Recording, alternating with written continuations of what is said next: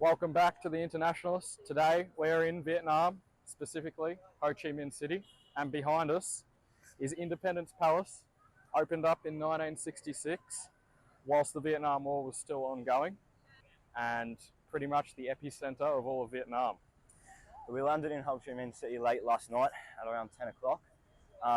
Went straight to the hotel, had a quick feed, and here we are now. It's 9:30 in the morning. It is 35 degrees Celsius, and it is 83% humidity. So we're struggling a little bit here.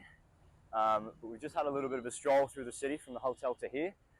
Spoken to some of the locals. We've strolled through some of the markets. The streets are absolute havoc, but it is fantastic to see a place such as this after being used to Melbourne for so long.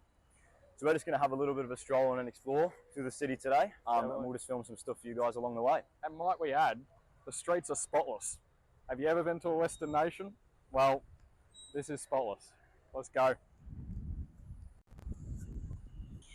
So, still in front of Independence Palace, behind us is a T-59 tank delivered from China as part of the Vietnam War aid in the early 1960s. This tank served for 20 years throughout the Vietnam War, and today here it is, after the Cold War, parked up in such pristine condition, ready to run tomorrow. It is really amazing to come and stand in front of these machines that were only active 40, 50 years ago. I mean, behind me, just to my right, we've got a T-54 tank, which was only delivered by the USSR in 1972. It's amazing to think, like, this was the meeting point of East and West for so many years, and the outcome of the war was pivoted on these major powers' production line. Like, behind us we have the Soviet Union, we have China, and of course we've got the Western powers such as America funneling weaponry into here in the Vietnam War. And behind us is testament to the outcome of that war, Independence Palace. And looking at these two tanks here, it looks like they could just be unwrapped and started up tomorrow. They're in pristine condition. It's amazing. So welcome to the inside of the palace. First up, we have the State Banqueting Hall, and this had capacity for over 100 guests. It was used between 1967 up until March of 1975, with the US Congressional Delegation, which was sent to report the prospects for the continued support of the Southern government in the war. And interestingly, the room has a gold colour scheme, which was intended to create a jovial atmosphere, the Vietnamese architect reported. So this next room that you can see is the cabinet room. The meetings held in this room included sittings of the president and his ministers, and interestingly enough, from 1967 to 1975, there were 5 different cabinet reshuffles, the longest of which lasted for 6 years.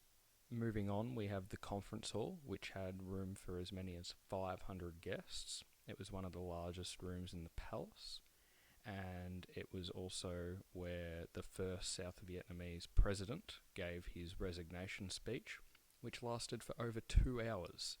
And in it, he decreed that South Vietnam would fight to the bitter end. However, a number of months later, in November of the same year, it was the room that was used for reunification deliberations. So this room is the first of 2 presidential reception rooms. This one specifically, the president's chair is placed on a platform in front of a stripped panel symbolising the flag of the Republic of Vietnam. Facing the president's throne-like seat is a chair intended for the guest of honour. Both are carved with dragon head motifs. The other chairs are carved with a phoenix head or characters symbolising longevity. The second room is significantly simpler. And interestingly enough, between the 19th and 23rd of October 1972, 6 different meetings were held in this room between the current Vietnamese president and Henry Kissinger, President Nixon's national security advisor. And now lastly, we move into the ambassador's chamber. Before 1975, many countries had embassies also in Saigon. Newly arrived ambassadors presented their credentials to the president in this room, in the presence of the Minister of Foreign Affairs. Interestingly, the furnishing and pictures all around the walls are built up of 40 small panels, and it was entitled The Declaration of Victory over the Ming, which is a dated scene back to the Vietnamese King Le Loi.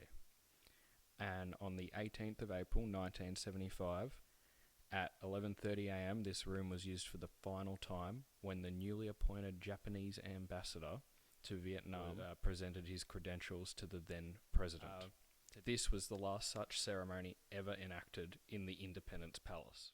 Thank you for joining us today on our tour and our trip around Independence Palace. I hope that you found it as enjoyable and as interesting as we did. And we will see you in the next one. Thanks very much.